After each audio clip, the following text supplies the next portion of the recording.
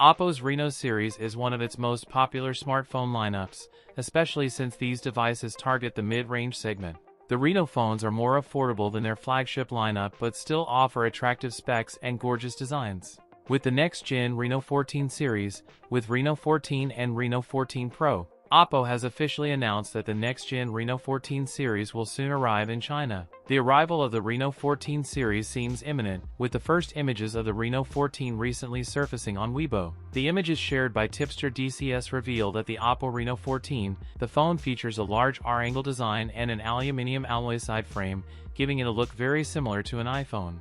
The Reno14 will feature a 6.59-inch OLED LTPS panel that offers a 1.5K resolution and a 120Hz refresh rate. It is expected to feature a 50-megapixel front camera and a 50-megapixel main camera, a 8-megapixel ultra-wide and 50-megapixel telephoto camera. Oppo Reno14 come with MediaTek Dimensity 8400 SoC, seen on Geekbench ahead of debut, and ColorOS 15-based Android 15. A 6000 mAh battery with 80W charging.